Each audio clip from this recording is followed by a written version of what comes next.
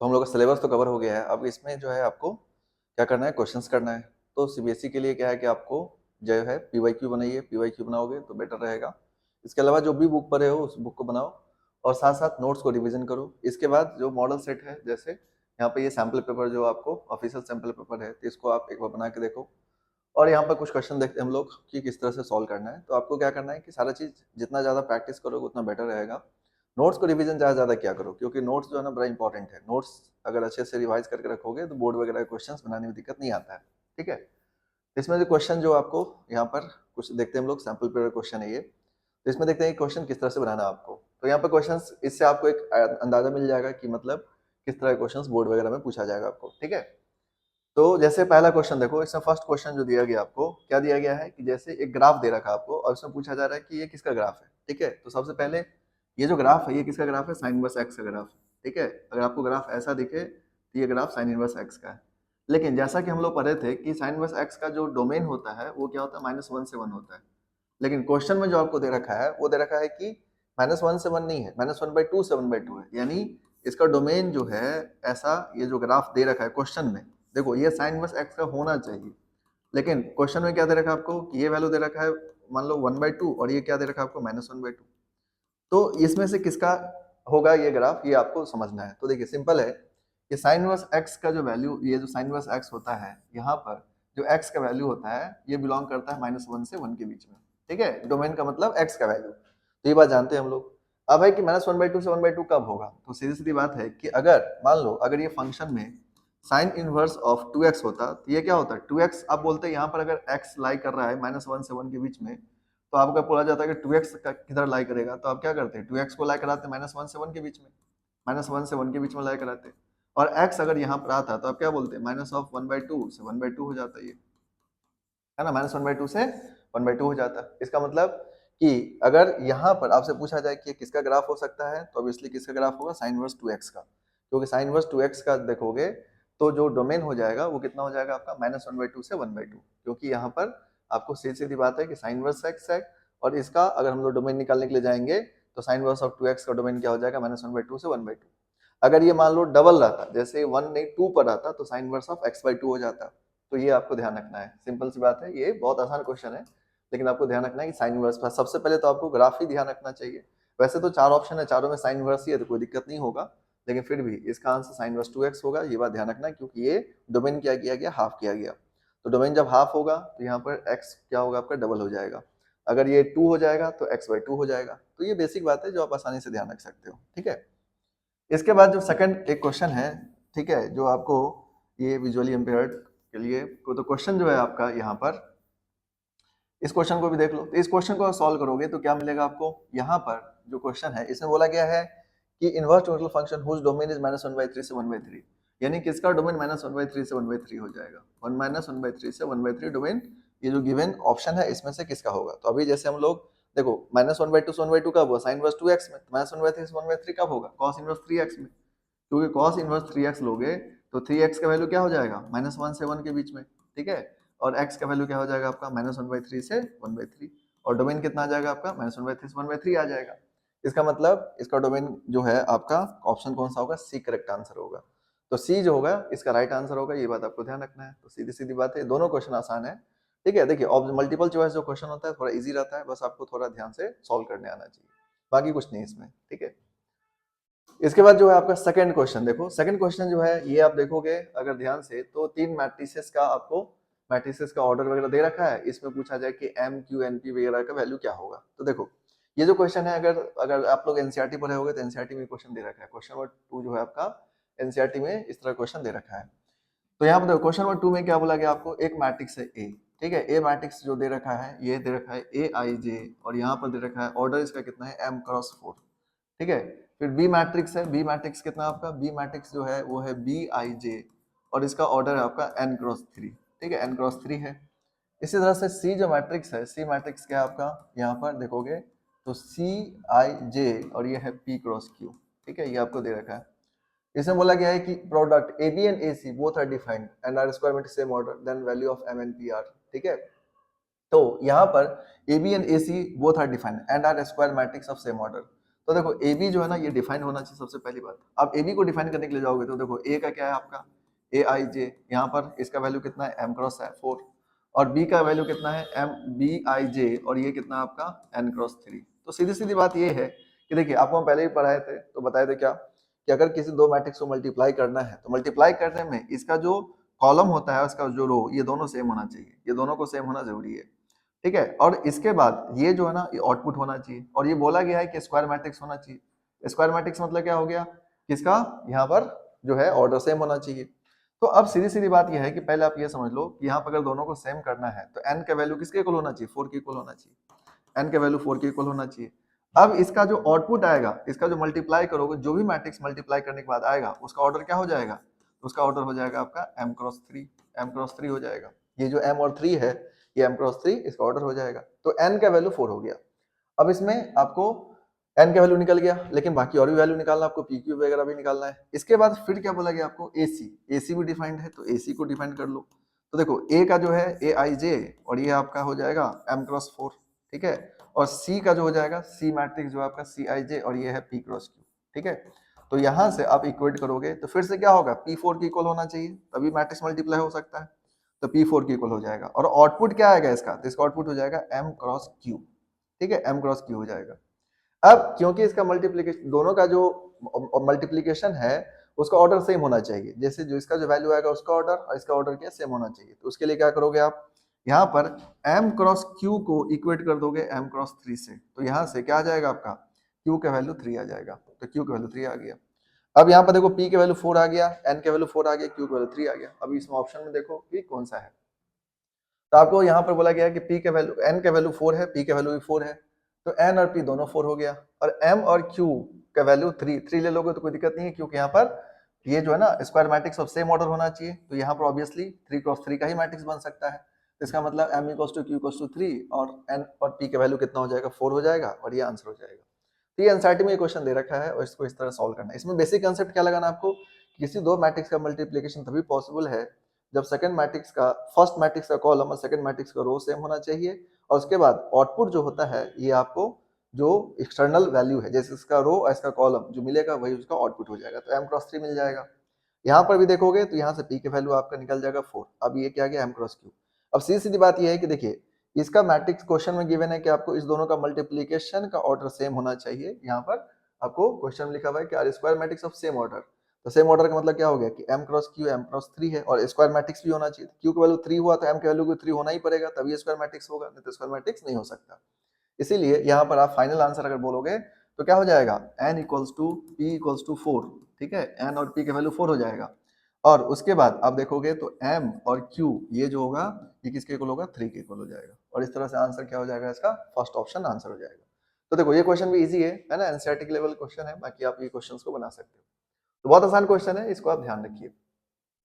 अब इसके बाद आते हैं हम लोग नेक्स्ट क्वेश्चन में। तो देखो नेक्स्ट क्वेश्चन जो आपका इसमें कि जैसे देखो मल्टीप्लिकेशन जो आपको पढ़ाए थे तो हम आपको पहले ही बोले थे कि ऑर्डर से रिलेटेड आपको क्वेश्चंस आते हैं, ठीक है, ऑर्डर से रिलेटेड क्वेश्चंस जो आपको दोनों बोर्ड में आते हैं, बिहार बोर्ड सीबीएसई दोनों में आ जाते हैं, जेईई में नहीं आता ऑर्डर से रिलेटेड क्वेश्चंस, ठीक है, लेकिन आपको बोर्ड वगैरह में आ जाता है ना। क्वेश्चन नंबर 3 देखो, क्वेश्चन नंबर 3 में क्या बोला गया आपको, क्वेश्चन नंबर 3 में एक मैट्रिक्स दे रखा है, ठीक है, क्वेश्चन नंबर 3 जो है एक मैट्रिक्स दे रखा है। इस मैट्रिक्स में आपको बोला गया है कि मैट्रिक्स जो है वो 0 r-2, उसके बाद आपको यहाँ पर 3p और ये t है, ठीक है, इसके बाद जो आपको है वो है q-4 और 0, ठीक है, और ये आपको दे रखा है। बोला गया कि ये स्क्यू सिमेट्रिक मैट्रिक्स है, स्क्यू सिमेट्रिक।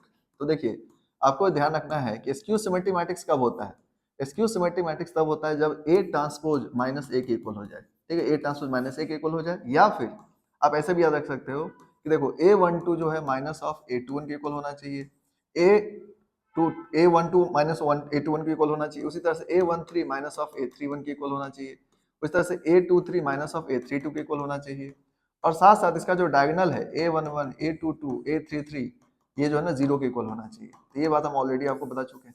तो यहाँ पर डायरेक्टली भी कर सकते हो, या तो A ट्रांसपोज को -A से इक्वेट कर लो तब भी बन जाएगा, किसी दोनों तरह से बना सकते हो। अब इसमें पूछा गया है कि भाई बताओ Q plus T divided by P plus R के वैल्यू क्या होगा। सबसे पहले इसको सॉल्व कर लो। तो देखो सीधी सीधी बात ये है, यहाँ पर देखो ये जो R है, यहाँ पर ये जो R है और ये 3 है, तो ये दोनों का साइन क्या होना चाहिए, अपोजिट होना चाहिए, तो R इक्वल्स टू -3 होगा। सीधी सीधी बात है, ये एक वैल्यू आ गया। अब यहाँ पर देखो ये -2 और ये Q है, तो दोनों का साइन क्या होना चाहिए, अपोजिट होना चाहिए। इसका मतलब क्यू की वैल्यू क्या लेना पड़ेगा, 2 लेना पड़ेगा, क्योंकि यहाँ पर -2 ऑलरेडी है, तो माइनस ऑफ -2 है ना, इस कंडीशन को फुलफिल करना चाहिए। तो क्यू की वैल्यू कितना हो जाएगा, 2 हो जाएगा। तो क्यू की वैल्यू 2 आ जाएगा। अब t का वैल्यू देखोगे तो ये -4 है, तो t की वैल्यू क्या हो जाएगा, माइनस ऑफ -4, तो वैल्यू कितना हो जाएगा 4, यानी t की वैल्यू कितना हो जाएगा 4 हो जाएगा। अब t का वैल्यू 4 आ गया, p की वैल्यू कितना होना चाहिए, तो देखो ये डायगोनल एलिमेंट है, तो डायगोनल एलिमेंट p की वैल्यू कितना होना चाहिए, 0 होना चाहिए। डायगोनल एलिमेंट जो है वो सभी के सभी क्या होना चाहिए, स्क्यू सिमेट्रिक मैट्रिक्स का 0 होना चाहिए, सीधी सीधी बात है। तो यहाँ पर p की वैल्यू 0 होना चाहिए। अब इसको क्या करो, पुट कर दो, तो देखो q का वैल्यू कितना आ गया 2, t का वैल्यू कितना है 4, t का वैल्यू कितना है 0 और r का वैल्यू कितना -3, ये हो जाएगा 6/-3, यानी कितना हो जाएगा आपका -2। तो -2 इसका करेक्ट आंसर होगा। ठीक है, तो ए ऑप्शन जो है इसका आंसर हो जाएगा। ठीक है, तो इस तरह से आप ध्यान रख सकते हो। अब जिनको ये नहीं पता है तो इसमें पैनिक करने की जरूरत नहीं है। ए ट्रांसपोज को -1 इक्वल कर लो, ट्रांसपोज करना आसान है, रो को कॉलम में चेंज करके -a से इक्वेट कर देना, फिर भी आपका पी क्यू आर का वैल्यू आ जाएगा और उसके बाद आप सॉल्व करोगे, आंसर आ जाएगा। तो बहुत आसान है, मतलब इजिली सॉल्व कर सकते हो। ठीक है, तो आपको पहले बोले थे कि यहाँ पर देखिए, जब हम आपको बता रहे थे इंपॉर्टेंट चैप्टर में, तो उसमें बताए थे आपको कि सिमेट्रिक स्क्यू सिमेट्रिक से क्वेश्चन आता है, और आप यहाँ पर देख सकते हो। तो ये चीज आपको ध्यान रखना है, क्योंकि सिमेट्रिक स्क्यू सिमेट्रिक के कंसेप्ट से क्वेश्चन आएगा ही आएगा, चाहे आपको 1 मार्क्स में हो, चाहे 2 मार्क्स, चाहे 3 मार्क्स, लेकिन आएगा जरूर। ठीक है, अब इसके बाद देखो क्वेश्चन नंबर 4 है। क्वेश्चन नंबर 4 में आपको बोले थे एडजॉइंट से रिलेटेड कंसेप्ट को याद रखने के लिए। एडजॉइंट का प्रॉपर्टीज इसमें सीबीएसई में काफी पूछा जाता है, तो आपको यहाँ पर क्या करना है कि एडजॉइंट वाले क्वेश्चंस को सॉल्व करना है। तो देखिए एडजॉइंट का प्रॉपर्टी, बेसिक प्रॉपर्टी आप याद रखिए, एडजॉइंट निकालने आना चाहिए आपको, और सारी बातें अगर ध्यान है तो क्वेश्चन सॉल्व किया गया है कि A is square matrix of order 4। ठीक है, तो क्वेश्चन नंबर जो 4 है आपका, ये बोला गया आपको कि एक मैट्रिक्स है एडजॉइंट का, यहाँ पर क्वेश्चन दे रखा है आपको, डिटरमिनेंट ऑफ एडजॉइंट ऑफ ए का वैल्यू दे रखा है 27, और इसमें जो है आपको मैट्रिक्स दे रखा है जिसका ऑर्डर कितना 4+4 है। तो अब यहाँ पर देखिए बेसिक कंसेप्ट आपको याद है, तो क्वेश्चन बनाना बहुत आसान काम है। तो आपको करना क्या है, डिटरमिनेंट ऑफ एडजॉइंट ऑफ ए के वैल्यू पहले निकाल लो। तो इसका फॉर्मूला क्या होता है, डिटरमिनेंट, इसका प्रॉपर्टी पढ़े थे हम लोग, डिटरमिनेंट ऑफ ए के पावर n-1, ये 27 के इक्वल होगा। अब एडजॉइंट ऑफ ए रहता है तो n-2 हो जाता है, यहाँ पर डिटरमिनेंट ऑफ ए के पावर n-1 हो जाएगा। और यहाँ पर अगर आपको क्वेश्चंस में एक एडजॉइंट दे रखा है, 2 एडजॉइंट दे रखा है, उसके अकॉर्डिंग क्या करना, चेंज करना होगा। अगर 2 एडजॉइंट दे रखा है तो n-1 का होल स्क्वायर हो जाएगा। तो यहाँ पर आप यहाँ वैल्यू पुट कर दो, डिटरमिनेंट ऑफ ए के पावर कितना हो जाएगा आपका 4 - 1 इक्वल्स टू 27, तो डिटरमिनेंट ऑफ ए के पावर 3 इक्वल्स टू हो गया 3 पावर 3, डिटरमिनेंट ऑफ ए के वैल्यू कितना आ जाएगा आपका 3 आ जाएगा। ठीक है, अब आपसे पूछा जा रहा है कि भाई ए इंटू एडजॉइंट ऑफ ए निकालो। तो देखो आपको पहले ही बोले थे कि एडजॉइंट से रिलेटेड क्वेश्चन पूछा जाता है, और यहाँ पर आप देख सकते हो। तो ए इंटू एडजॉइंट ऑफ ए किसके इक्वल होता है, डिटरमिनेंट ऑफ ए इंटू आई। एक प्रॉपर्टी आप लोगों को पढ़ाए थे कि ए इंटू एडजॉइंट ऑफ ए, ठीक है, या फिर एडजॉइंट ऑफ ए इंटू ए, ठीक है, ये किसके इक्वल होता है, ये दोनों इक्वल होता है डिटरमिनेंट ऑफ ए इंटू आई के इक्वल होता है। ये प्रॉपर्टी हम सभी लोग पढ़े थे, तो आप इस प्रॉपर्टी को याद रखो और आपसे ये क्वेश्चन बन जाएगा। तो सिंपल सी बात है कि यहाँ पर डिटरमिनेंट ऑफ ए इंटू आई हो जाएगा। इसका मतलब डिटरमिनेंट ऑफ ए कितना है 3 है, तो 3 इंटू आई, तो 3i इसका आंसर हो जाएगा। तो अब देखो यहाँ पर जो ऑप्शन है आपका सी, वो सी क्या होगा, इसका करेक्ट आंसर होगा 3i, ये आंसर हो जाएगा। अब ये प्रॉपर्टी आप लोग याद रखोगे तो क्वेश्चंस बनाना आसान है। तो आपको पहले बोले थे कि प्रॉपर्टी से रिलेटेड क्वेश्चन पूछा जाता है, अब इसके लिए तैयार रहिए क्योंकि ऐसे क्वेश्चन आएंगे आपको एग्जाम के अंदर। ना इसके बाद देखते हैं हम लोग क्वेश्चन नंबर 5 जो है आपका। क्वेश्चन नंबर 5 बोला गया inverse of the matrix. Inverse निकालना आपको, इनवर्स निकालने के लिए यहाँ पर क्या दे रखा है आपको, एक मैट्रिक्स दे रखा है। अब ये डायगोनल मैट्रिक्स है, ठीक है, यहाँ पर आपको एक इनवर्स ऑफ द मैट्रिक्स निकालना है। तो क्वेश्चन नंबर 5 जो आपको ए दे रखा है, यहाँ पर दे रखा है आपको 3 0 0 है ना, 0 2 0 और ये आपका 0 0 5, ठीक है, 0 0 5 है। तो इनवर्स निकालने के लिए पहले क्या करो, इसका एडजॉइंट निकाल लो या डिटरमिनेंट निकाल लो। पहले डिटरमिनेंट निकाल लोगे तो डिटरमिनेंट कितना हो जाएगा इसका, अगर देखोगे तो 3 इंटू यहाँ पर इसको सॉल्व करोगे तो 3 से ये कैंसिल हो गया, ये हो जाएगा 10 माइनस 0, तो कितना हो जाएगा आपका 30 हो जाएगा। डिटरमिनेंट ऑफ ए का वैल्यू कितना हो जाएगा 30। अब यहाँ पर आपको क्या करना होगा, एडजॉइंट निकालना पड़ेगा, क्योंकि यहाँ पर इनवर्स ऑफ द मैट्रिक्स निकालना है। इनवर्स का मतलब क्या होता है, ए इनवर्स इक्वल्स टू क्या होता है, adjoint of A divided by determinant of A. ठीक है, तो डिटरमिनेंट पहले आपको सॉल्व करना है। तो देखिए यहाँ पर इस 3 के लिए, क्योंकि 0 0 को सॉल्व करने की जरूरत नहीं है, सिर्फ 3 के लिए सॉल्व करो। तो 10 माइनस 0, तो ये आ जाएगा 3, यहाँ पर 10 इंटू 3 30। अब adjoint of A divide determinant of A, तो एडजॉइंट निकालने का हम आपको शॉर्टकट भी बताए थे। तो 3 0 0 0 2 0, यहाँ पर हो जाएगा 0 0 5। ठीक है, अब इसको क्या करो, रिपीट कर दो, 3 0 0 0 2 0, ठीक है, और यहाँ पर ये हो जाएगा 3 0 0, यहाँ पर हो जाएगा 3 0, और ये हो जाएगा आपका 0 2 0 0 2। ठीक है, अब इसको कैंसिल कर दो, इसको भी कैंसिल कर दो, तो इसका जो एडजॉइंट हो जाएगा, एडजॉइंट डायरेक्टली लिख सकते हो आप, ठीक है। तो एडजॉइंट ऑफ ए, तो एडजॉइंट ऑफ ए क्या हो जाएगा, 5 टू जा 10 माइनस 0 तो 10 हो जाएगा। यहाँ पर 0 आ जाएगा, ये आपका, इसको देखोगे तो ये 0 आ जाएगा। फिर यहाँ पर इसको सॉल्व करोगे तो ये आ जाएगा आपका 0, ये आ जाएगा 15 और ये आ जाएगा आपका 0, ठीक है। और इसके बाद फिर यहाँ पर देखोगे तो 0, ये हो जाएगा 0 एंड ये आ जाएगा 6, ठीक है, ये आ जाएगा आपका। तो सिंपल सी बात है, ये आप ध्यान रख सकते हो, यहाँ पर ये शॉर्ट ट्रिक आपको बताए थे हम। अब एडजॉइंट को क्या करना है, डिटरमिनेंट ऑफ ए से डिवाइड कर दो। तो एडजॉइंट को डिटरमिनेंट ऑफ ए से डिवाइड करोगे तो ए इनवर्स आ जाएगा। तो 30 से डिवाइड कर दो, 30 से जब डिवाइड करोगे इसको तो कितना आ जाएगा, ये 1/3 0 0, यहाँ पर आ जाएगा आपका 0, यहाँ पर देखोगे तो 15/13 करोगे तो कितना आ जाएगा 1/2 और ये हो गया 0, फिर आ जाएगा 0 0 और यहाँ पर फिर 6 से डिवाइड करोगे कितना आ जाएगा 1/5 और ये आपका आंसर हो जाएगा 1/3 1/2 1/5। तो बी ऑप्शन क्या हो जाएगा, इसका करेक्ट आंसर हो जाएगा। तो ये ध्यान रख सकते हो, ठीक है। अब यहाँ पर देखो, अगर इसमें थोड़ा फास्ट, अगर और फास्ट करना है, देखो ये तो शॉर्ट ट्रिक है ही, लेकिन डायगोनल मैट्रिक्स का इनवर्स निकालने का आपको शॉर्ट ट्रिक सिंपल, आप चाहो तो इसको याद रख सकते हो कि अगर आपको इनवर्स ऑफ द मैट्रिक्स पूछा जाएगा और आपको अगर ये पता करना है कि मतलब इसका सॉल्यूशन क्या होगा, तो आप यहाँ पर डायरेक्टली कर सकते हो। क्या करना है, अगर डायगोनल मैट्रिक्स दे रखा हो तभी ये एप्लीकेबल होगा, लेकिन ध्यान रखना जैसे 3 to 5 है तो इसका सीधे रेसिप्रोकल कर देना, जैसे 1/3 1/2 1/5, इसका आंसर हो जाएगा, ठीक है। तो आप ये डायगोनल मैट्रिक्स में डायरेक्टली भी लगा सकते हो, इसमें कोई दिक्कत वाली बात नहीं है। या तो आपको अगर मान लो कि चाहो तो इस तरह से सॉल्व करके भी लगा लोगे तो कोई बहुत ज्यादा टाइम नहीं लगेगा, लेकिन अगर डायगोनल मैट्रिक्स है, डायगोनल मैट्रिक्स मतलब जिसमें सिर्फ डायगोनल होगा बाकी एलिमेंट 0 होगा, तो आप उस सिचुएशन में इसका सीधा रेसिप्रोकल कर दोगे जो नंबर दे रखा आपको और आपका वैल्यू आ जाएगा, इसमें कोई बड़ी बात नहीं है, आप सीधे सीधे सॉल्व कर सकते हो, ठीक है। तो इस तरह से हम लोग क्वेश्चन नंबर 5 को देख सकते हैं, और ये क्वेश्चन नंबर 5 डायरेक्टली करो या फिर इस तरह से करो, दोनों में से कोई भी प्रोसेस आप ध्यान रखना। तो आसान है, आपको इन्वर्स वगैरह तो निकालने आना ही चाहिए। देखिए आपको जो हम बोले थे चैप्टर में आपको पूछा जाएगा और वही सब क्वेश्चंस आपको ज्यादातर पूछा जाएगा, ठीक है। तो आपको एक बार वो लेक्चर जरूर देख लेना जो आपको बताए थे इंपॉर्टेंट चैप्टर के बारे में, तो उससे आपको पता चल जाएगा।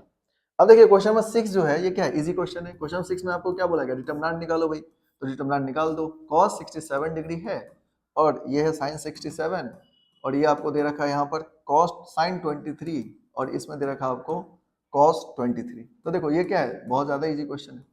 तो इसमें आपको क्या करना है, सिंपली सॉल्व कर दो। तो यहाँ मल्टीप्लाई करो तो क्या हो जाएगा cos 67 इंटू cos 23, ठीक है, cos 23 degree minus of sin 67 into sin 23। अब ये देखो ये बच्चा वाली बात है, ठीक है, आप लोग ऐसे बुजुर्ग हैं तो आप लोग से क्वेश्चन बन ही जाएगा ये। तो cos इंटू cos भी माइनस sin इंटू sin भी, तो क्या हो जाएगा cos a प्लस b हो जाएगा, सीधी बात। तो यहाँ पर देखोगे तो क्या है cos 67 प्लस 23 और ये वैल्यू निकालोगे तो कितना आ जाएगा, cos 67 प्लस 23 करोगे तो cos ऑफ 90 डिग्री आ जाएगा और cos 90 की वैल्यू कितना होता है 0, तो 0 इसका करेक्ट आंसर होगा। अब यहाँ पर देखो ए ऑप्शन है, ठीक है, तो 0 इसका आंसर हो गया। तो ये क्वेश्चन अभी तक देखो सबसे इजी क्वेश्चन है ये, इसमें कुछ भी नहीं है, ये आपको बहुत बेसिक लेवल क्वेश्चन है। वैसे 1 मार्क्स में क्या ही पूछा जाएगा आपसे, तो इसीलिए ये क्वेश्चन सब आसानी है, तो इसको जो है इस तरह से ध्यान रख सकते हो। इसके बाद है क्वेश्चन नंबर जो आपका 7 है। तो देखो कंटिन्यूटी के क्वेश्चंस जो है सीबीएसई में बार बार पूछा जाता है और कंटिन्यूटी 1 मार्क्स 2 मार्क्स 3 मार्क्स सब में आता है, इसलिए ध्यान से इसको पढ़ना है। क्योंकि अब जैसे क्वेश्चन नंबर 7 में बोला गया है कि फंक्शन डिफाइंड है kx+1 और cos x, बोला है continuous at x equals to pi, तो k की वैल्यू बताओ क्या होगा। तो देखो क्वेश्चन जो दे रखा है 7 नंबर, इसमें क्या बोला गया है कि fx इक्वल्स टू kx+1, यहाँ पे दे रखा है kx+1 और ये दे रखा है cos x, और x का वैल्यू जो है इक्वल लेस देन पाई है और x का वैल्यू क्या है ग्रेटर देन पाई, और ये जो है ना कंटिन्यूअस है at x equals to pi, x equals to pi पर क्या है कंटिन्यूअस। तो देखो कंटिन्यूअस का मतलब क्या हो गया कि LHL RHL इक्वल होगा। यहाँ पे LHL RHL निकालना मत, लेकिन यहाँ पर ये जो है ना इससे LHL निकलेगा, इससे RHL निकलेगा और यहीं पर जो है आपका FA निकलेगा, ठीक है, यहाँ से FA निकलेगा क्योंकि यहाँ पर इक्वल दे रखा है। लेकिन वो सब करने की जरूरत नहीं है, सीधा सीधी बात है कि ये कंटिन्यूअस है ऑलरेडी, तो हम आपको बताए थे कि इसमें क्या करना है, सीधी बात है कि मतलब सीधे लिमिट लगा देना, उसमें ज्यादा कुछ दिमाग मत लगाना। तो देखो इसको सॉल्व करने के लिए लिमिट लगा दो, तो limit of x tends to pi, ठीक है, ये हो जाएगा kx+1, तो इसको अगर सॉल्व करोगे तो ये आ जाएगा k पाई+1, ठीक है, यहाँ पर आ जाएगा, ये आ गया इसका वैल्यू। अब ये किसके इक्वल होना चाहिए, तो RHL के इक्वल होना चाहिए, है ना। तो RHL वाला जो पार्ट है उसको अगर सॉल्व करोगे तो लिमिट x टेंड टू पाई, और x टेंड्स टू पाई है तो cos यहाँ पर x है, तो ये वैल्यू कितना आ जाएगा cos पाई, और cos पाई वैल्यू -1 हो जाएगा। ना दोनों को इक्वेट कर दो अब, क्योंकि ये कंटिन्यूअस है तो k पाई+1 -1 के इक्वल होगा, तो k पाई इक्वल्स टू हो जाएगा -2, तो k की वैल्यू क्या आ जाएगा आपका -2/पाई। तो -2/पाई इसका करेक्ट आंसर होगा, यानी यहाँ पर डी ऑप्शन इसका जो है ना करेक्ट आंसर होगा। ये क्वेश्चंस कंटिन्यूटी का ध्यान रखना, क्योंकि कंटिन्यूटी क्वेश्चन जो है ना सीबीएसई में बार बार पूछा जाता है और ये बहुत अच्छे लेवल के क्वेश्चन पूछा जाता है। थोड़ा लिमिट का जो कंसेप्ट है क्लास 11th वाला उसको देख लेना, क्योंकि लिमिट का जो है ना इसमें यूज अच्छा खासा है। आपका लिमिट जो अगर आप भूल गए होगे या नहीं पढ़े होगे तो एक बार रिवाइज जरूर कर लेना, क्योंकि जो अच्छे क्वेश्चन होगा 2 मार्क्स 3 मार्क्स का, उसमें लिमिट के बिना क्वेश्चंस आपको बनाने में दिक्कत आएगी। और लिमिट का फॉर्मूला वगैरह आप ध्यान रखिए, बाकी आपको इस तरह क्वेश्चंस पूछा जाएगा। तो आपको हम पहले ही बोले थे कि इंपॉर्टेंट चैप्टर में कि भाई कंटिन्यूटी को आप अच्छा कर लेना, कंटिन्यूटी से सीबीएसई में क्वेश्चन हर बार आता ही है। तो इस तरह से आप इसको ध्यान रखोगे, क्वेश्चंस बनाना बहुत आसान है। देखो क्वेश्चन सारे क्वेश्चन इजी है, लेकिन वही है ना कि आपको कंसेप्ट क्लियर होना चाहिए। कंसेप्ट आपको क्लियर है तो क्वेश्चन बनाने में आपको कोई दिक्कत नहीं आ सकता, ठीक है। तो आप आसानी से इस क्वेश्चन सबको सॉल्व कर सकते हो। अब इसके बाद है क्वेश्चन नंबर आपका 8 नंबर क्वेश्चन में देखो क्या दे रखा है आपको। क्वेश्चन नंबर 8 में आपको दे रखा है एफ एक्स का वैल्यू जो दे रखा है वो है आपका x into tan inverse x है, और आपको बोला गया है कि f'1 का वैल्यू क्या होगा। f'1 का मतलब क्या होगा, इसको डिफरेंशिएट कर दो। अब यहाँ पर देखो ये प्रोडक्ट रूल लगेगा, क्योंकि यहाँ पर जो है दो डिफरेंट फंक्शन है। अब इसको क्या करना, डिफरेंशिएट कर लेना। तो देखो अगर f' निकालोगे तो क्या हो जाएगा, x into tan inverse x का क्या हो जाएगा 1/1 plus x square, plus tan inverse x को छोड़ दो तो x का कितना हो जाएगा 1। अब f'1 का वैल्यू चाहिए तो x का 1 पुट कर दो, तो 1 इंटू 1/1 प्लस 1 का square plus of tan inverse 1, ये आ जाएगा। अब यहाँ से देखोगे तो ये कितना आ जाएगा 1/1 प्लस 1 का स्क्वायर, या 1/2, टेन इनवर्स 1 का वैल्यू कितना होता है पाई/4, तो 1/2 प्लस पाई/4। तो देखो इसमें कौन सा ऑप्शन होगा, तो यानी बी ऑप्शन का क्या होगा, करेक्ट होगा। तो बी ऑप्शन जो है इसका करेक्ट आंसर हो जाएगा। कि आपको यहाँ पर x टेन इनवर्स x दे रखा था, क्वेश्चन में पूछा गया था कि f'1 का वैल्यू क्या होगा, तो पाई/4 प्लस 1/2 इसका करेक्ट आंसर होगा। देखो ये क्वेश्चंस काफी आसान है, इसको आसानी से आप यहाँ पर ध्यान रख सकते हो, ठीक है। तो आपको ये सारी बात हम ऑलरेडी आपको पढ़ाए हुए हैं, ये सब कोई बहुत ज्यादा टफ नहीं है, मतलब आपके लिए आसान क्वेश्चन है। लेकिन वही है ना कि आपको चीजों को ध्यान रखना होगा, बाकी और कुछ नहीं है इसमें, ठीक है। इसके बाद क्वेश्चन नंबर 9 जो है आपका, क्वेश्चन नंबर 9 जो है ना इंक्रीजिंग डिक्रीजिंग से दे रखा है। तो एओडी आपको बोले थे, एओडी में ध्यान देना, क्योंकि एओडी क्वेश्चंस हर बार सीबीएसई में अच्छा खासा पूछा जाता है। अब यहाँ बोला गया कि fx equals to 10 minus x minus 2x square. fx का वैल्यू कितना है 10 minus x minus 2x square, ठीक है, ये दे रखा आपको।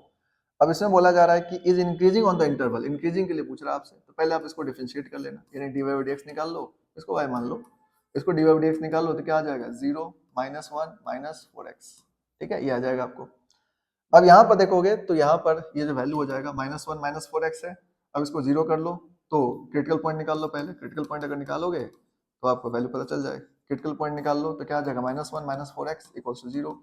तो यहाँ से -1 इक्वल्स टू 4x और x का वैल्यू कितना आ जाएगा -1/4, ठीक है, ये आ जाएगा।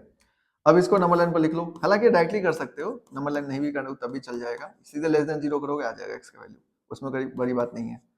अब इसमें देखो x का साइन नेगेटिव है, तो यहाँ पर क्या हो जाएगा नेगेटिव, यहाँ पर हो जाएगा पॉजिटिव। तो आपको इंक्रीजिंग चाहिए, इंक्रीजिंग मतलब क्या होता है ग्रेटर देन 0, तो ग्रेटर देन 0 का मतलब क्या हो जाएगा, ये वाला आंसर होगा।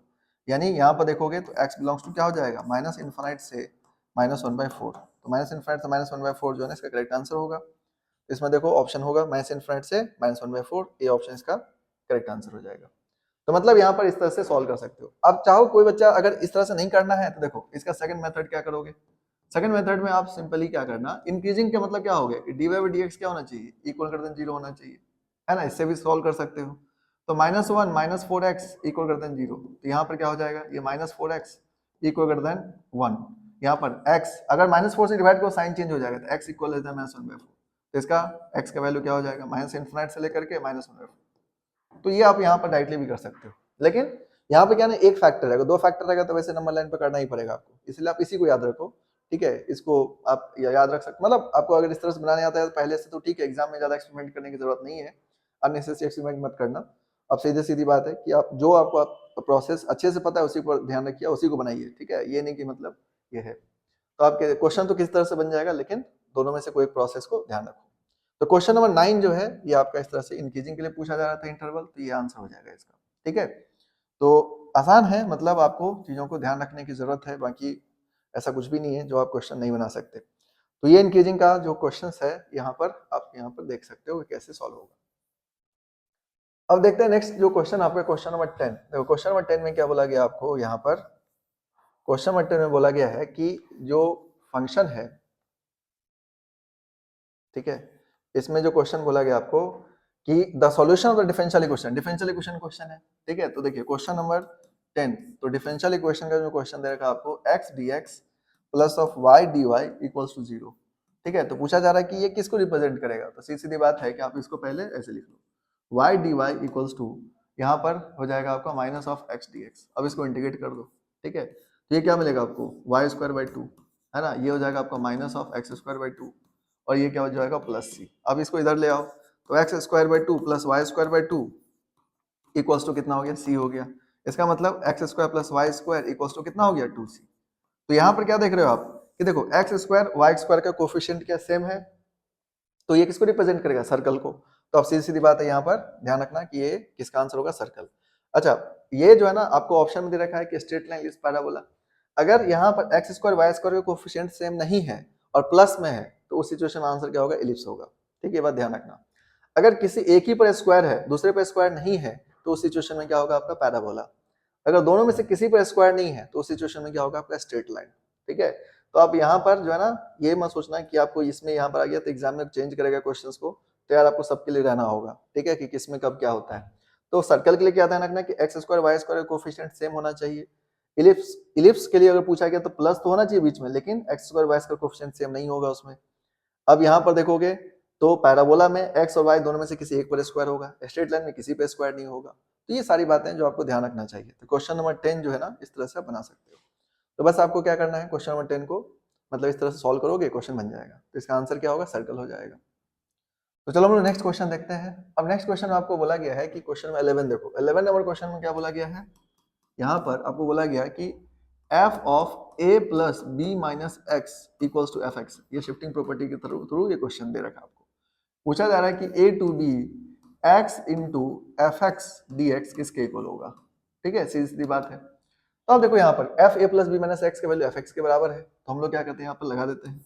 तो देखो यहाँ पर ये आपका पूछ रहा है आपको कि ये किसमें से किसके इक्वल होगा, ठीक है। तो देखो अब इसको आई मान लो यहाँ पर इसको सॉल्व करो, तो इसमें क्या करोगे, ए टू बी है आपका, तो लगा दो यहाँ पर, तो ए प्लस बी माइनस एक्स, ठीक है। यहाँ पर हो जाएगा आपका f of a plus B minus x into क्या हो जाएगा, डी एक्स। ये शिफ्टिंग प्रॉपर्टी होता है, सीधी बात है, जो आप ध्यान रख सकते हो। अब देखो इसमें f a plus B minus x f x के बराबर है, तो यहाँ पुट कर दो। तो ये हो गया आपका इक्वेशन नंबर 1 और ये इक्वेशन नंबर 2 है। तो ये क्या मिलेगा आपको, ए टू बी, ठीक है, यहाँ पर आ जाएगा आपका I equals to A to B, और ये हो जाएगा A plus B minus X, और इसके बदले क्या लिख सकते हो आप, एफ एक्स लिख सकते हो, क्योंकि गिवन है वो। अब ये हो गया सेकंड। ना दोनों का ऐड कर दो, जब दोनों का ऐड करोगे तो 2i इक्वल्स टू, ये हो जाएगा आपका ए टू बी। अब इसको ऐड करोगे तो ए plus B minus X plus X, है ना, और इनटू क्या हो जाएगा, एफ एक्स आ जाएगा, एफ एक्स डी एक्स। तो देखो एक्स एक्स कैंसिल हो गया, तो आपको क्या मिलेगा, 2i equals to A plus b को बाहर कर लो, तो integration of a to b f x into d x, ठीक है। अब यहाँ से i का वैल्यू आ जाएगा आपका, तो i का वैल्यू कितना आ जाएगा, a plus b by two, A plus b by two हो जाएगा, a plus b by two into integration of a to b f x into d x, ठीक है, ये आ जाएगा। तो इसमें देख लो कौन सा ऑप्शन है, तो a plus b by two f of x into d x, तो a plus b by two A to b f x into d x, ये क्या हो जाएगा आपका, डी ऑप्शन आंसर हो जाएगा। तो डी जो है ना इसका करेक्ट आंसर है, आप इस तरह से सॉल्व कर सकते हो। ये प्रॉपर्टी आपको पढ़ाए थे हम, डेफिनेट इंटीग्रेशन क्वेश्चन है ये, आपको ये प्रॉपर्टी ऑलरेडी सब लोग जानते हो, बस इसको ध्यान रखो और इसमें पैनिक नहीं करना है ना। क्वेश्चंस को स्थिर से बनाओगे, दिमाग को अस्थिर रखो एग्जाम के अंदर और बनाओगे तो इस सब क्वेश्चंस ऐसा नहीं कि नहीं बनेगा। बस आपको थोड़ा सा पेशेंस के साथ क्वेश्चंस को ध्यान से पढ़ना है और उसके बाद बनाना है, ठीक है। ये नहीं कि देखते ही छोड़ दिए, ठीक है। ये प्रॉपर्टी सब पढ़े हो, सारे बच्चे पढ़ के रखे हो, तो आपको क्या करना है, इनको यूज करना है ना। क्वेश्चन नंबर 11 के बाद देखो क्वेश्चन नंबर जो नेक्स्ट आ जाते हैं हम लोग 12 नंबर। 12 नंबर क्वेश्चन में बोला गया है कि आपको इंटीग्रेशन का ही क्वेश्चन है, ठीक है, इंटीग्रेशन क्वेश्चन है। तो यहाँ पर देखो आपको जो क्वेश्चंस का जो स्टैंडर्ड है वो ठीक ठाक है, मतलब बहुत कम भी नहीं है, बहुत ज्यादा भी नहीं है, मिड लेवल का क्वेश्चन है, और आपको यहाँ पर 1 मार्क्स के हिसाब से जो क्वेश्चन दे रखा है उसको सॉल्व करना है। तो क्वेश्चन नंबर 12 में जो दे रखा है, ये क्या दे रखा है आपको, x cube into sine power 4, और ये दे रखा है आपके x power 4 into cos of x power 4, ठीक है, cos of x power 4 into d x, ठीक है। ये किसके इक्वल है, ये इक्वल है a into sine power of 5 into X power 4 plus C. तो पूछा जा रहा है कि भाई a का वैल्यू क्या होगा, ठीक है, a का वैल्यू निकालना है। तो देखो यहाँ पर आपको बताए थे कि कॉस साइन अगर दोनों रहेगा तो ध्यान रखना है कि जिसके पावर ऑड रहेगा उसके अपोजिट वाले को टी मानना है। तो कॉस के पावर ऑड रहे तो साइन को टी मानो, साइन के पावर ऑड रहे तो कॉस को टी मानो। अब क्वेश्चन बनाओ, बन जाएगा। यहाँ पर कॉस के पावर ऑड है तो साइन को टी मान लो, यानी साइन ऑफ एक्स के पावर 4 को टी मान लो। अब इसको डिफरेंशिएट कर दो तो क्या आ जाएगा, कॉस ऑफ एक्स के पावर 4 इंटू एक्स के पावर 4 का क्या होगा 4x cube into d x बराबर कितना हो जाएगा dt। इसका मतलब कॉस एक्स के पावर 4 इंटू डी एक्स का वैल्यू जो आ जाएगा वो आ जाएगा आपका dt बाई 4x क्यूब। ठीक है ना, वैल्यू पुट कर दो तो देखो integration of x cube into sine x के पावर 4 की जगह पुट करोगे तो क्या आ जाएगा टी के पावर 4 इंटू कॉस एक्स के पावर 4 इंटू डी एक्स के बदले क्या हो जाएगा आपका dt बाई 4x क्यूब। ठीक है, ये आ जाएगा। तो एक्स क्यूब से एक्स क्यूब क्या हो जाएगा, कैंसिल आउट। तो आपको क्या मिला 1/4 को बाहर कर लो, टी के पावर 4 इंटू डी टी। अब इसको इंटीग्रेट कर दो तो वैल्यू कितना आ जाएगा 1/4, टी के पावर 4 का वैल्यू कितना हो जाएगा टी के पावर 5/5 और ये वैल्यू आ जाएगा आपका टी के पावर 5/20 प्लस सी। अब टी किसको माने थे हम लोग, साइन के पावर एक्स, साइन एक्स के पावर 4 को यहाँ पुट कर दो, ये किसके इक्वल हो जाएगा, ये हो जाएगा आपका sine of power 5 into x के power 4 divided by 20 plus c. अब कंपेयर कर लो, देखो इस दोनों में कंपेयर करना था तो ए के वैल्यू कितना हो जाएगा 1/20, तो ए के वैल्यू 1/20 इसका करेक्ट आंसर होगा। अब इसमें आपको ऑप्शन बी जो है ना वो उसका करेक्ट आंसर है, तो क्या हो जाएगा 1/20। तो 1/20 जो है ना इसका राइट आंसर होगा क्वेश्चन नंबर 12 का। तो देखिए ये जो क्वेश्चन था इसमें क्या था, आपको बेसिक बात जो हम पढ़ाए हैं उसको ध्यान रखिए और आपसे क्वेश्चन बन जाएगा। मतलब ऐसा कुछ क्वेश्चन नहीं है अभी तक जितना भी पढ़े हो, तो ये सारी बातें आपको क्या करना है, ध्यान रखने की जरूरत है, बाकी आपको क्वेश्चंस बनेगा। तो इसको आप ध्यान रखो एक बार। इसके बाद देखते हैं हम लोग क्वेश्चन नंबर 13 कि the projected length of its flight on the metro track is. तो अब यहाँ पर देखिए क्वेश्चन जो है ना थोड़ा सा घुमा के आपको पूछा गया, पर ये क्वेश्चन आसान है। तो यहाँ पे क्या किया गया है कि एक वेक्टर दे रखा आपको बर्ड के लिए। ठीक है, तो क्वेश्चन नंबर 13 जो है आपका यानी बर्ड का वेक्टर दे रखा आपको। ठीक है, तो बर्ड वेक्टर कितना दे रखा आपको, तो यहाँ पर देखिए इसका जो वेक्टर दे रखा आपको i प्लस 2j है ना प्लस के। अब इसको क्या करो, यहाँ पर मान लो सपोज इसको मान लेते हैं वेक्टर a। ठीक है, वेक्टर a मान लेते हैं i प्लस 2j प्लस के। ठीक है, इसको वेक्टर a मान लेते हैं फॉर एग्जांपल। उसके बाद वेक्टर r दे रखा आपको यहाँ पर। ठीक है, जो 3 plus lambda i, 3 plus lambda i और ये दे रखा आपको plus of 2 lambda minus of 1 into J. ठीक है, प्लस ऑफ यहाँ पर दे रखा आपको 3 लेमडा इंटू के, है ना, ये दे रखा है। क्या करो इसमें, पहले आप यहाँ पर इसको फॉर्म में लिख लो प्रॉपर वेक्टर फॉर्म में। तो इसको क्या हो जाएगा, ये आ जाएगा आपका 3i plus of 3i minus जे, है ना, यहाँ पर आ जाएगा। अब लेमडा वाले को एक साथ कर लो तो लेमडा इंटू आई। ठीक है, यहाँ पर हो जाएगा आपका प्लस 2j और ये हो जाएगा प्लस 3k। ठीक है, तो हम लोग पढ़े थे कि वेक्टर फॉर्म ऑफ लाइन, तो वेक्टर फॉर्म लाइन क्या हो जाता है, वेक्टर ए प्लस लेमडा वेक्टर बी, यानी ये पैरेलल टू गिवन वेक्टर। पढ़े थे ना, line passing through a point and parallel to given vector. तो ये क्या होता है इसका डायरेक्शन, मतलब इसके पैरेलल होता है ये पॉइंट जो इस लाइन से होता है, ये वाला कंसेप्ट आप लोग पढ़े थे कि अगर कोई लाइन है जिससे पॉइंट से पास कर रहा है और यहाँ पर ये वेक्टर पैरेलल वाला वेक्टर होता है तो इसको वेक्टर बी बोलते हैं और ये वेक्टर ए हो जाता है। तो यहाँ पर आप क्या करो, ये पैरेलल जो वेक्टर है इस पैरेलल वेक्टर को ले लो। इसका पैरेलल वेक्टर कितना है, तो पैरेलल वेक्टर जो है ये आपका पैरेलल वेक्टर वो आपका है यहाँ पर वेक्टर बी और ये किसके इक्वल हो जाएगा i plus 2j plus 3k। ठीक है, ये आपको अब एक कंसेप्ट पढ़े थे आपको प्रोजेक्शंस। यहाँ पर क्या बोला गया, projected length of its flight on the metro track is. तो प्रोजेक्शन करना है, यानी वेक्टर ए का प्रोजेक्शंस क्या होगा, सीधी सीधी बात ये पूछ रहा है आपसे। तो देखिए वेक्टर ए यहाँ पर है और वेक्टर बी यहाँ पर है, इसका क्या करना है आपको प्रोजेक्शंस करना है। तो प्रोजेक्शंस ऑफ है ना, projection of vector a on vector b ये आपको बताए थे। Projection vector a on vector b क्या होता है, ए डॉट बी कैप, है ना, इसको हम लोग लिखते हैं A dot B divided by magnitude of B. Simple सी बात। अब क्या करो, ए और बी का डॉट प्रोडक्ट निकाल दो, तो इसका डॉट प्रोडक्ट निकाल दोगे तो क्या हो जाएगा i इंटू आई क्या होगा 1, 2 प्लस 2 कितना हो जाएगा 4 और 3 हो जाएगा ये आपका। ठीक है, divided by magnitude of b, तो मैग्नीट्यूड ऑफ बी कितना हो जाएगा आपका रूट अंडर 1 का स्क्वायर प्लस 2 का स्क्वायर 4 प्लस 9। तो ये वैल्यू कितना आ जाएगा 4 3 7 और 1 8, 8/14 रूट अंडर 14। तो 8/√14 देखो ऑप्शन होगा, तो ये आपका सी ऑप्शन आंसर हो जाएगा। तो इस तरह से क्वेश्चन सॉल्व करना था। मतलब ये क्वेश्चन क्या है ना, थोड़ा सा घुमा के बोल दिया कि bird fly through distance in straight line given by the vector a man standing beside a straight metro track given by इतना इज ऑब्जर्विंग द बर्ड। तो प्रोजेक्शन करना, projected length of its flight on the metro track is. तो इसीलिए projections करेंगे हम लोग vector A का vector B के ऊपर और यहाँ से सॉल्व कर लेंगे। तो ये वाला आपको जो हम स्ट्रेट कंडीशन पढ़े थे हम लोग स्ट्रेट लाइन का वेक्टर फॉर्म ऑफ लाइन, तो ये आपको याद होगा और यहाँ से प्रोजेक्शन भी पढ़ाई थे आपको, तो प्रोजेक्शन में ए डॉट बी कैप होता है, ए का प्रोजेक्शन बी पर करोगे तो a dot b cap, a dot b by magnitude of b. तो यहाँ पर अच्छा आपको ये लग रहा होगा कि इसमें पता कैसे चलेगा कि हमको किसके ऊपर किसको प्रोजेक्शन करना है। तो देखिए यहाँ पर सीधी सीधी बात यह है, क्योंकि अगर मान लो प्रोजेक्शन सपोज गलत करते हो आप, ठीक है, तो होगा क्या कि देखो 8/√6b इसमें ऑप्शन दे रखा होगा, ठीक है, 8/√6b ऑप्शन नहीं है, तो हालांकि दिक्कत तो नहीं है, लेकिन फिर भी अगर मान लो आपको पता कैसे चलेगा कि ए पर ही बी का प्रोजेक्शन होगा, projection of vector a on vector b, तो इसके लिए सीधी सीधी बात यह है कि देखो बर्ड फ्लाई जो है, बर्ड का जो वेक्टर दे रखा है ये दे रखा है, और जो मैन स्टैंडिंग स्ट्रेट मेट्रो का जो इक्वेशन दे रखा है ये दे रखा है आपको, तो projected length of its flight on the metro track पूछा जा रहा है, तो ऑन द मेट्रो ट्रैक पूछा जा रहा है, इससे प्रोजेक्शन किसका करेंगे हम लोग, ए को बी पर करेंगे प्रोजेक्शन, सीधी सीधी बात है जो आप यहाँ पर ध्यान रख सकते हो। तो क्वेश्चन नंबर 13 जो है आपको यहाँ पर इस तरह से सॉल्व करना है।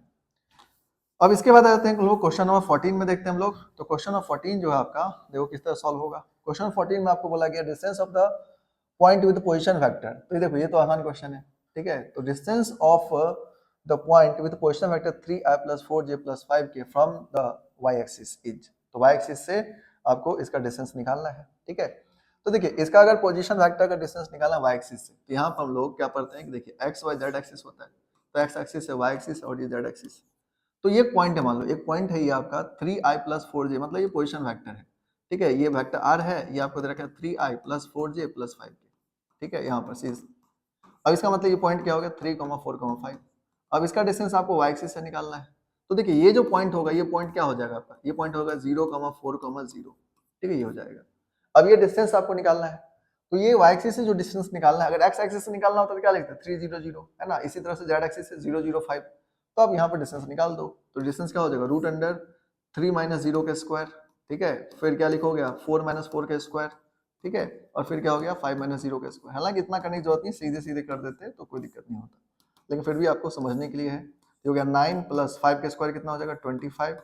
तो ये वैल्यू कितना आ जाएगा आपका √34, ठीक है, √34 यूनिट इसका आंसर होगा। तो इसका ऑप्शन क्या हो जाएगा आपका बी ऑप्शन। तो बी ऑप्शन का करेक्ट आंसर होगा, ठीक है। तो 11, 12, 13 एंड 14 इस तरह से इस क्वेश्चन को बना सकते हैं आप। तो इसका आंसर कितना हो जाएगा √34 यूनिट जो है ना करेक्ट आंसर होगा। अब यहाँ पर ध्यान रखना, अगर एक्स एक्सिस से पूछेगा तो एक्स एक्सिस पर क्या करना, पॉइंट जो लेना 3, 0, 0, व जेड एक्सिस से पूछेगा तो 0, 0, 5। इस तरह से फिर डिस्टेंस निकालोगे आप और क्वेश्चन बन जाएगा आपसे। तो ये क्वेश्चन नंबर जो है आपका 14 था, और 14 नंबर क्वेश्चन को इस तरह से आप सॉल्व कर सकते हैं, ठीक है। इसके बाद देखो नेक्स्ट क्वेश्चन आते हैं हम लोग क्वेश्चन नंबर 15 पर। क्वेश्चन नंबर 15 में आपको बोला गया है कि if a vector A B C 3 vector दे रखा है, तो पूछा जा रहा है 2a.a का वैल्यू क्या होगा, है ना। ये सारी बातें आपसे पूछा जा रहा है, ठीक है। देखो यहाँ से तो क्वेश्चन 15 में जो है आपको इसमें क्या ना वेक्टर दे रखा है, वेक्टर ए क्या दिया आपको, वेक्टर ए दे रखा है 3i + 2j + 4k, ठीक है, ये आपको वेक्टर दे रखा है वेक्टर ए। फिर वेक्टर बी दे रखा है आपको, वेक्टर बी ये दे रखा है आपको i + j - 3k, ठीक है, ये दे रखा है वेक्टर बी। फिर वेक्टर सी कितना दे रखा है आपको, वेक्टर सी दे रखा है 6i - j + 2k, ये दे रखा है आपको, ये 3 वेक्टर दे रखा है।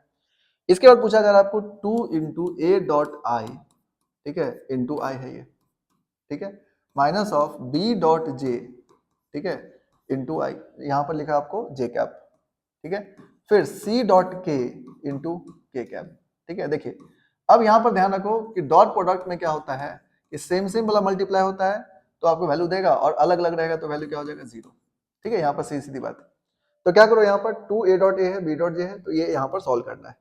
तो a.i पहले निकाल लो। तो देखो अगर a.i को अगर सॉल्व करने के लिए जाओगे तो क्या होगा कि वेक्टर डॉट प्रोडक्ट में क्या होता है कि i वाला i से मल्टीप्लाई होगा, बाकी सब 0 हो जाएगा। इसका मतलब तो इसको मल्टीप्लाई करोगे तो कितना हो जाएगा 2 × यह आ जाएगा 3, है ना, 2 × 3 × i कैप, माइनस b.j करोगे तो b वेक्टर को j के साथ डॉट करो तो क्या आ जाएगा आपका, इसका j के साथ डॉट करोगे तो 1 आ जाएगा, 1 × j cap, plus C vector को k के साथ डॉट करो तो यहाँ पे कितना है 2 है, तो 2 × k कैप, है ना, 2 ये बाहर वाला k कैप हो गया। इसका मतलब ये वेक्टर कितना बन गया आपका 6i - j + 2k, ठीक है।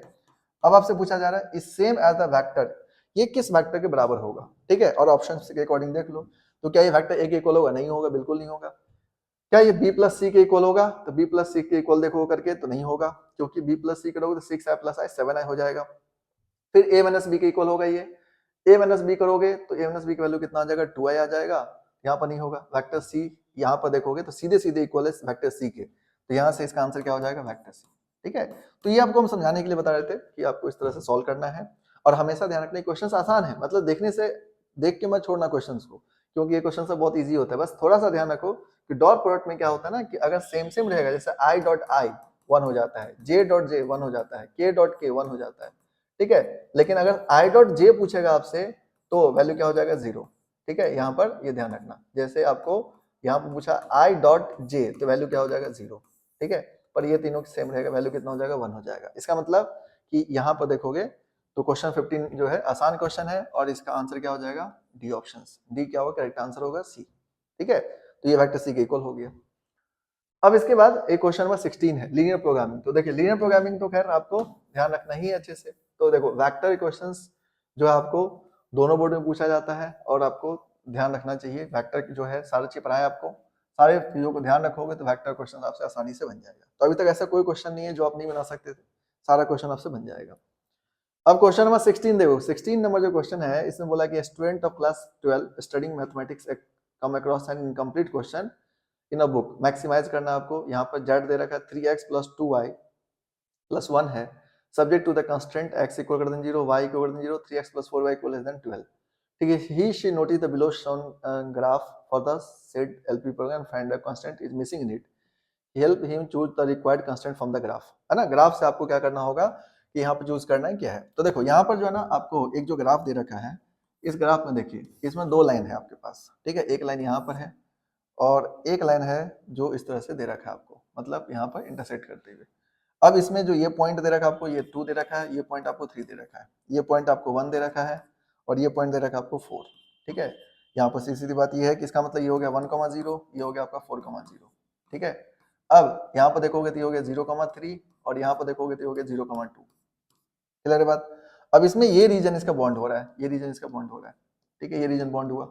अब यहाँ पर जो है ना देखो एक लाइन ये जो है ना, ये 3 पर कट गया, 4 पर कट गया, इसका मतलब ये क्या रहा होगा, 3x + 4y = <12 रहा होगा।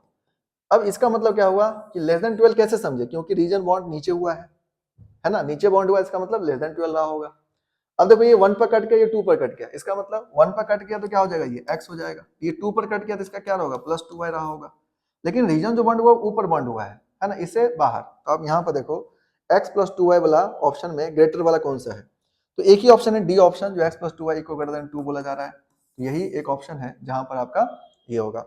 तो यहाँ पर x + 2y देखोगे तो इसमें अच्छा ये 1 है ना, 1 है, ये आपको यहाँ पर आपका है 1। एक मिनट, ये जो है ना उल्टा हो गया एक्चुअली, क्योंकि 1,0 है, 0,2 है, तो इसका मतलब ये कितना हो जाएगा आपका 2x + y, 2x + y, और ये क्योंकि इस लाइन के ऊपर है तो 2x + y = 2 हो जाएगा। ठीक है, ये आपका इक्वेशन होगा। कैसे समझोगे, तो यहाँ पर अगर आपको ये निकालने में दिक्कत हो, इक्वेशन क्या होगा, देखो ग्रेटर साइन इसलिए होगा क्योंकि जो रीजन बॉन्ड वो ऊपर बॉन्ड हुआ इस लाइन के।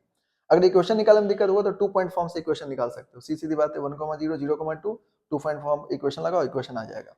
तो आपको इसमें ज्यादा दिमाग लगाने की जरूरत नहीं है।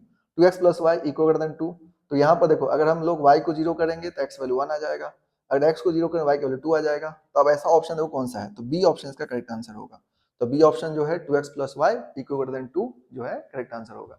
अब जिन बच्चों को यहाँ पे इक्वेशन लिखने में दिक्कत हो तो क्या करना है, देखो इक्वेशन 2 पॉइंट फॉर्म पढ़े हैं तो ये वाला इक्वेशन लिख लेना, y - y1 यानी y - 0 = y2 - y1 यानी कितना हो जाएगा आपका 2 - 0 / 0 - 1। ठीक है, ये आ जाएगा into x - 1, यहाँ पर आ जाएगा। अब यहाँ पर थोड़ा सॉल्व कर लो, तो y = हो गया -2 into x - 1। ठीक है, यहाँ पर आ जाएगा y = -2x और ये हो जाएगा +2, ये कितना आ जाएगा 2x + y = 2। तो इक्वेशन आपको अगर जिन लोगों को नहीं पता चले कैसे होगा तो आप इस तरह से सॉल्व करेंगे, इक्वेशन आ जाएगा। अब ग्रेटर लेस का क्या ध्यान रखना है, रीजन से देखना है। अगर ये लाइन के नीचे रीजन बॉन्ड हुआ रहता तो लेस लेते हम लोग, लेकिन इस लाइन के ऊपर बॉन्ड हुआ इसलिए हम लोग ग्रेटर लेंगे। तो बी ऑप्शन का करेक्ट आंसर होगा। तो क्वेश्चन नंबर 16 जो है ना, इतना लंबा चौड़ा जो दिख रहा है आपको, पर क्वेश्चन में कोई दम नहीं है, क्वेश्चन आसान है। ठीक है, इस तरह से इस क्वेश्चन को आप सॉल्व कर सकते हो। नाउ नेक्स्ट क्वेश्चन जो आपका 17 नंबर क्वेश्चन देखो, 17 नंबर क्वेश्चन में आपको feasible region of linear programming problem is bounded or the objective function attain its minimum value at more than one point. One of the point is 5,0. ठीक है, then one of the other possible point at which the objective function attain its minimum value, आपको पूछा है minimum value कहाँ पर attain करेगा। तो अब देखिए यहाँ पर कि एक ग्राफ दे रखा आपको क्वेश्चन नंबर 17 में, 17 नंबर जो क्वेश्चन, ये भी लीनियर प्रोग्रामिंग का क्वेश्चन है। इसमें क्या बोला गया आपको कि दो लाइन है और दो लाइन जो है ना इंटरसेक्ट कर रहा है एक पॉइंट पर, ठीक है, इस तरह से इंटरसेक्ट किया जा रहा है, ठीक है, इंटरसेक्ट कर रहा है यहाँ पर जो एक लाइन है ये वाला लाइन और एक लाइन को आप यहाँ पर इंटरसेक्ट करा दो, ठीक है, इस तरह से दे रखा आपको। ये जो पॉइंट है आपका 4 और 6 के बीच में मतलब 5 रहा होगा और ये जो है ना 10 पर है तो ये 10 रहा होगा, यानी ये हो गया 10,0 और ये हो जाएगा 5,0। ये क्वेश्चन आपको गिवन है। और ये जो पॉइंट है वो है आपका 16 और 14 और 16 के बीच में है तो आप 15 ले सकते हो इसको, तो ये 15 ले लो तो 0,15 हो गया ये। अब इसमें जो रीजन बॉन्ड हुआ है वो ये वाला रीजन बॉन्ड हुआ है।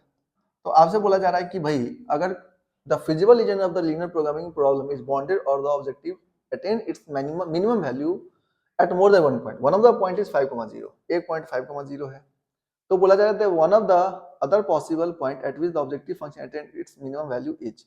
तो दूसरा पॉइंट क्या हो सकता है जहां पर ये मिनिमम वैल्यू अटेन करे, ठीक है।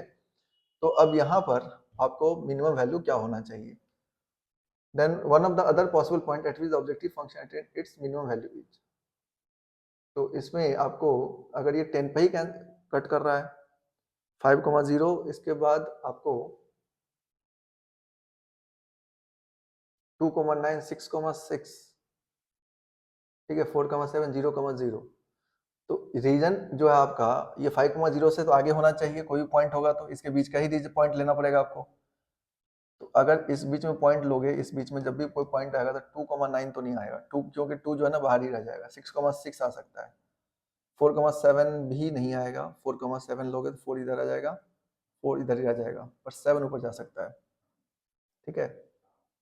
और ये पॉइंट हालांकि 15 है तो वो भी नहीं होगा, 0,0 नहीं होगा, तो एक ही ऑप्शन है आपका 6,6, ठीक है, क्योंकि इस रीजन में अगर कोई पॉइंट लाई कर सकता है तो 6,6 ही लाई कर सकता है, बाकी कोई पॉइंट लाई नहीं कर सकता। देखो जैसे 2,9 देखोगे तो 2,9 क्या होगा, इसके बाहर होगा पॉइंट, है ना, क्योंकि ये 5 से शुरू ही है, रीजन जो बॉन्ड हुआ 5 के बाद हुआ और 10 से पीछे हुआ है, तो 2 जो होगा ना वो इसके पीछे रह जाएगा, और क्योंकि यहाँ पर 15 तक है तो 9 क्या होगा, इधर ही रह जाएगा।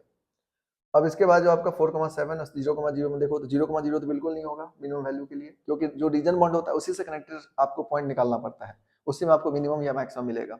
तो जो रीजन जो आपको बॉन्डेड है उसके अकॉर्डिंग आप देखोगे तो 6,6 ही ले सकते हो, जहां पर आपको मिनिमम वैल्यू मिल सकता है, ठीक है, अदरवाइज नहीं मिल सकता है फिर। तो आपको ये बात ध्यान रखना है, ठीक है। तो ये क्वेश्चन नंबर 17 जो है आपको इजी क्वेश्चन है, मतलब इसको ध्यान रखने की जरूरत है। अब इसके बाद जो क्वेश्चन नंबर आपका यहाँ पर 18 नंबर क्वेश्चन है, उस digit of your 6 digit pin, what is the probability that the person can guess your pin.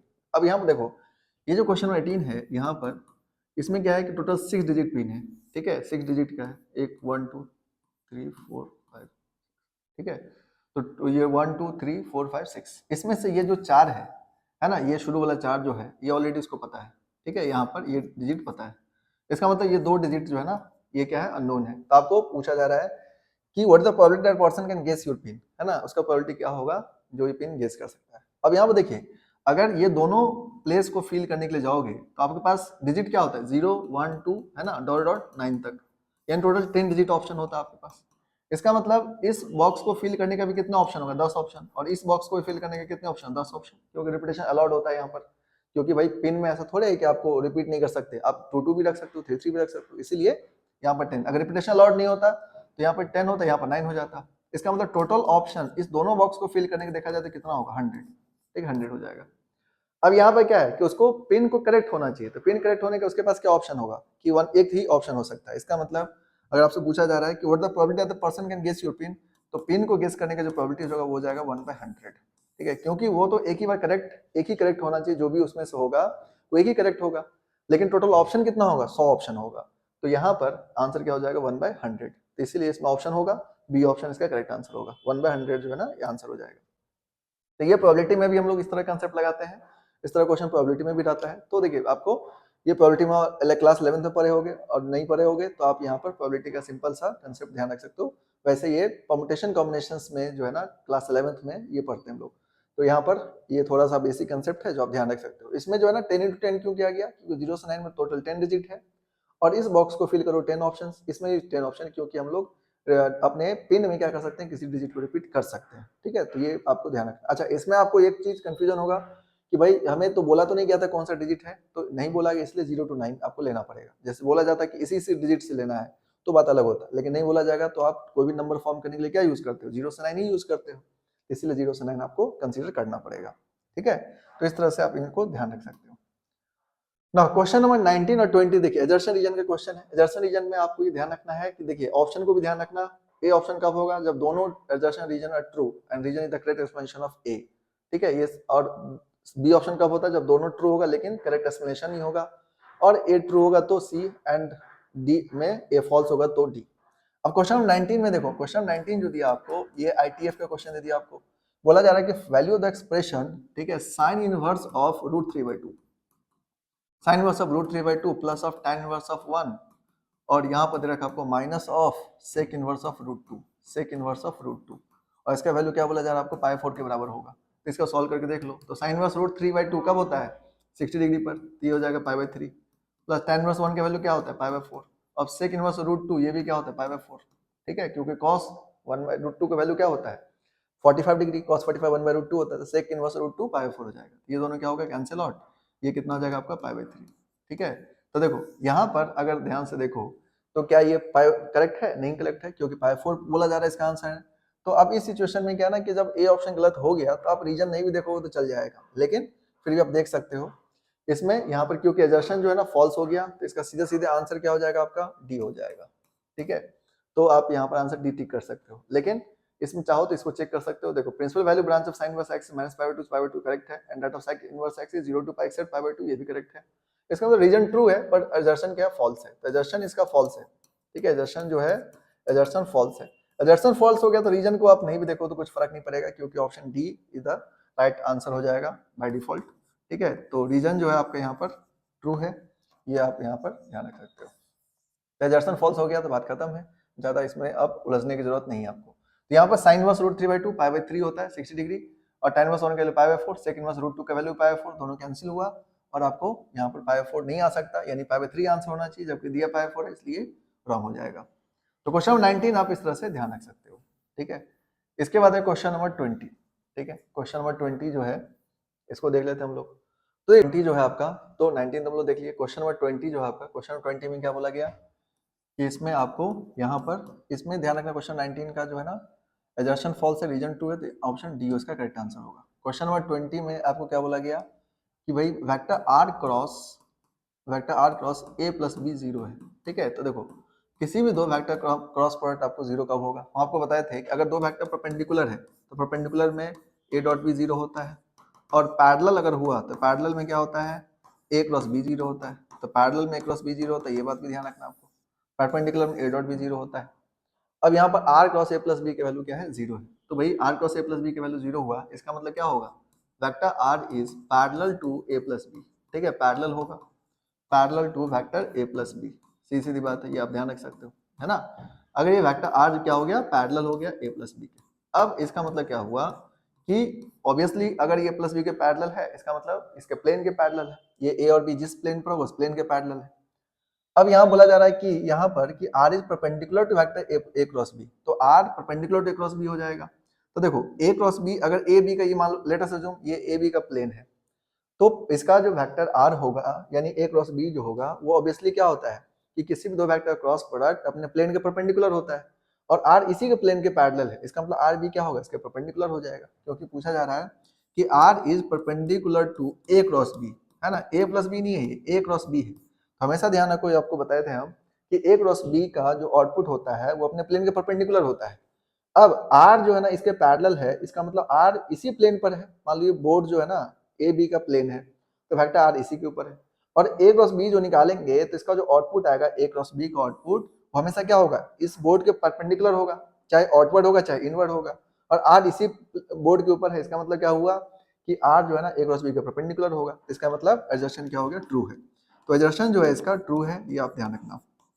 ठीक है, तो ये बात जो है ये लॉजिक आपको ध्यान रखना है कि आपको बताए हुए हैं कि ए क्रॉस बी का जो आउटपुट होता है वो अपने प्लेन के परपेंडिकुलर होता है, और आर जो है ना इसी प्लेन पर है जिस पर ए बी है, तो ऑब्वियसली इसका मतलब इसका क्रॉस प्रोडक्ट का आउटपुट जो भी आएगा वो इससे अगर परपेंडिकुलर है, इसका मतलब आर से ही परपेंडिकुलर है। क्यों है भाई, क्योंकि आर जो है ना वो उसी प्लेन पर जिस प्लेन पर ए बी है, और किस ए बी का जो क्रॉस प्रोडक्ट होगा वो उसके प्लेन से परपेंडिकुलर होगा, इसका मतलब आर भी ए क्रॉस बी से परपेंडिकुलर होगा। तो सीधी सीधी बात जो आप ध्यान रख सकते हो, इसलिए एजर्शन ट्रू है। अब आ जाते हैं हम लोग कि the vector a plus b is perpendicular to the plane of a plus b, है ना। रीजन जो देखो दे रखा है ये आपका, रीजन में क्या बोला है कि a plus b is perpendicular to plane of a plus b. तो देखो a प्लस बी जो है ना, ए बी के प्लेन के परपेंडिकुलर होगा नहीं होगा, क्योंकि a प्लस बी जो होता है ना, किसी दो वेक्टर का जो सम है वो उसी प्लेन पर होता है जिस प्लेन पर उसका वेक्टर है। इसीलिए ये बोला जा रहा है कि a plus b is perpendicular to vector a and vector b। तो ये क्या है, गलत है, ऐसा नहीं होगा, है ना। ये क्या होगा, पैरेलल होगा। इसका मतलब ये रीजन क्या, फॉल्स है। तो रीजन जो है वो क्या आपका फॉल्स है। इसका मतलब एजर्शन ट्रू, रीजन फॉल्स, तो ऑप्शन क्या हो जाएगा, सी ऑप्शन आंसर हो जाएगा। ठीक है, तो यहाँ पर इसका आंसर क्या हो जाएगा, सी हो जाएगा। तो क्वेश्चन नंबर 20 जो है आप यहाँ पर ध्यान रख सकते हो। तो ये सारा चीजें जो आपको यहाँ पर ध्यान देना है। देखिए कुछ कुछ क्वेश्चन जो है ना बहुत लॉजिकल है, और कुछ कुछ क्वेश्चन इजी भी है, तो आपको हर तरह क्वेश्चन है, लेकिन आप अच्छे से जो बच्चे पढ़ के रखे हो तो क्वेश्चन बनाने में दिक्कत नहीं आएगा। ठीक है, तो आपको अब क्या करना है कि मॉडल सेट के क्वेश्चंस बनाने हैं। इसके अलावा जो आपको जो पीवाईक्यू सबसे ज्यादा फोकस करना है, एजर्सन रीजन के क्वेश्चंस वगैरह पर ध्यान देना है। तो ये हम लोग सेक्शन ए से रिलेटेड क्वेश्चन देखे, और इसके बाद जो है नेक्स्ट हम बताएंगे आपको सेक्शन बी। तो आप लोग क्या करना कि मतलब एक एक वीडियो में क्या होगा ना, बहुत ज्यादा हो जाएगा, इसीलिए हम लोग सेक्शन बाय सेक्शन करेंगे ताकि आप इजीली देख सको और उसको समझ सको। तो सेक्शन ए पूरा कवर कर लेना, और अगले क्लास में आपको सेक्शन बी का सारा क्वेश्चन सॉल्व करके दिखाएंगे किस तरह सॉल्व करना है। तो कहना क्या मतलब यह है कि ये देखिए एक रेफरेंस है, और इस रेफरेंस के तहत आप तैयारी कीजिए। तो आप यहाँ पर क्या देखे हो कि अगर क्वेश्चंस को देखे हो तो क्वेश्चंस क्या मिड लेवल का है, इतना कोई डिफिकल्ट नहीं है जो आप नहीं बना सकते, सब बना सकते हैं। बस आप ठीक से पढ़े होंगे तो आपको दिक्कत नहीं आएगा, और क्वेश्चन को देख करके जज नहीं करना है। ये नहीं कि देखते ही क्वेश्चन छोड़ दिए, ये बहुत सारे बच्चों को दिक्कत होता है कि बच्चे क्या करते हैं, क्वेश्चन देखते ही छोड़ देते हैं। देखते ही नहीं छोड़ना है, वो क्वेश्चन और आसान होता है। आपको करना क्या है कि जो भी क्वेश्चन आपको देखने में डिफिकल्ट लग रहा है तो आप ऐसा नहीं करो, उस टाइम के लिए भले छोड़ दो, लेकिन क्या करो उसके बाद में जरूर चेक करो कि वो क्वेश्चंस क्या था। तो उससे क्या होगा कि आप वहां पर जाओगे फिर से तो बन जाएगा। पहले तो ऑब्वियसली कुछ इजी क्वेश्चंस बनाना, ताकि मतलब थोड़ा कॉन्फिडेंस आ जाएगा, लेकिन ऐसा नहीं कि क्वेश्चन देख के छोड़ना है, सारे क्वेश्चन बनाना है। आपको 195 मार्क्स लाना है तो आपको सारे क्वेश्चन बनाना ही चाहिए, और सारा नॉलेज आपको रखना ही पड़ेगा। तो जितना ज्यादा कॉन्सेप्चुअली आप करेक्ट रहोगे, आपको कॉन्सेप्चुअली आप स्ट्रांग हो, चीज आपके लिए आसान है। बस आपको करना क्या है कि इन सब बातों को ध्यान रखना है, और अच्छे से तैयारी करते रहो, फॉर्मूला वगैरह को रिवाइज करते रहो, प्रॉपर्टीज वगैरह जो है, मैट्रिक्स डिटरमिनेंट वगैरह का, कंटिन्यूटी, सारा चीज ध्यान रखो। लिमिट को एक बार देखना, कंटिन्यूटी क्वेश्चन बार बार पूछा जाता है, लिमिट को जरूर देख लेना, क्योंकि बिना लिमिट के अच्छे क्वेश्चन नहीं बनेंगे आपसे। तो आप थोड़ा सा इन सब चीजों को ध्यान रखो, बाकी क्वेश्चन बन जाएगा आपको।